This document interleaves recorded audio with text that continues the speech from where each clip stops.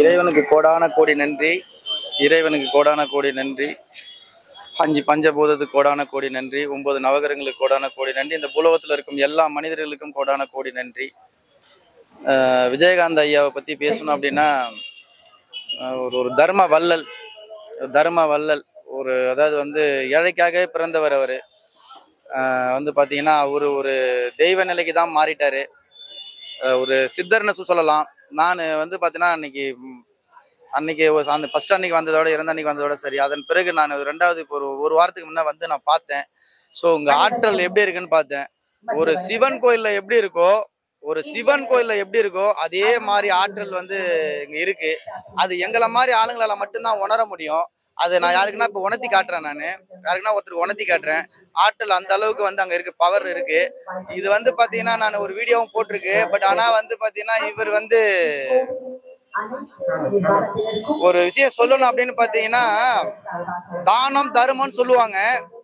ஆனா வந்து தானம் தர்மம்னு சொல்லுவாங்க. ஆனா அது ஒரு விஷயம் என்னன்னு கேட்டீங்கன்னா, தனக்கு மிந்தனு தான் தானம்னு சொல்றாங்க.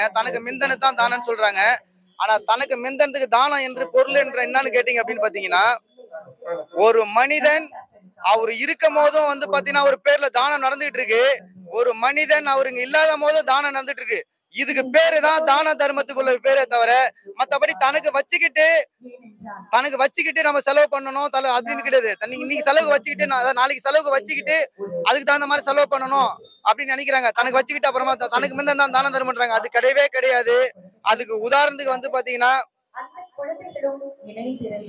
வள்ளல் விஜயகாந்த் ஐயா பத்மபூஷன் அவர்கள், அவருதான் இதுக்கு வந்து அர்த்தமானவர்.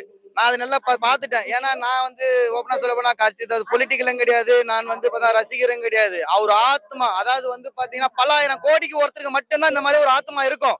இல்லைன்னா நான் தேடி நான் வந்து வரமாட்டேன். அதனால வந்து பாத்தீங்கன்னா அவர் வந்து பாத்தீங்கன்னா அவர் நினைச்சது ஒரே ஒரு விஷயத்த மட்டும் நான் சொல்ல விரும்புகிறேன். அவர் நினைச்சது சாதிக்கிறதுக்குள்ள டைம் ஸ்டார்ட் ஆகி போச்சு. அவருக்கு மத்தவங்க கண்ணுக்கு எப்படி வேணாலும் தெரியலாம். பட் ஆனா வந்து பாத்தீங்கன்னா அவர் அமைதியா இருந்து காரியத்தை சாதிக்கிறாரு. பட் ஆனா வந்து பாத்தீங்கன்னா அவர் ஒரு மனிதன் வந்து பல ஆயிரம் கோடியில ஒருத்தர் மட்டும் தான் இந்த மாதிரி பிறக்க முடியும். அவர் ஒரு சித்த நிலையா ஆயிட்டாரு. அவருக்கு அதாவது வந்து பாத்தீங்கன்னா உங்களுக்குள்ளதான் இருக்கிறாரு. உங்களுக்குள்ள எல்லா மனிதருக்குள்ளதான் இருக்கிறாரு. அவரை பத்தி பேசுனா ரொம்ப பெருசா பேசலாம். அவர் வந்து ஒரு சித்தர் ஆயிட்டாரு, ஒரு தெய்வம் ஆயிட்டாரு. அவர் வந்து பாத்தீங்கன்னா மக்களுக்காகவே பிறந்தவர். தனக்குன்னு அவர் வந்து தன் உயிரை எப்படி பாக்குறாரோ அது மாதிரி வந்து எதிரில உள்ள உயிர் அதே மாதிரி அவர் பாப்பாரு. அவர்கிட்ட ஒரு 2 விஷயம் தான், அந்த கோபம் ஒன்று மட்டும்தான். அது மட்டும் இல்லைன்னா அவரை மிஞ்சிக்கிறதுக்கு இந்த பூலோகத்துல ஆளே கிடையாது. அந்த மாதிரி ஒரு கோபம் மட்டும்தான். மற்றபடி வந்து கோபமும், 2வது ஒரு உடல் அவர் கணிக்கல. 2 விஷயம் தான். அதை மட்டும் பார்த்து இருந்தாருன்னா அவரு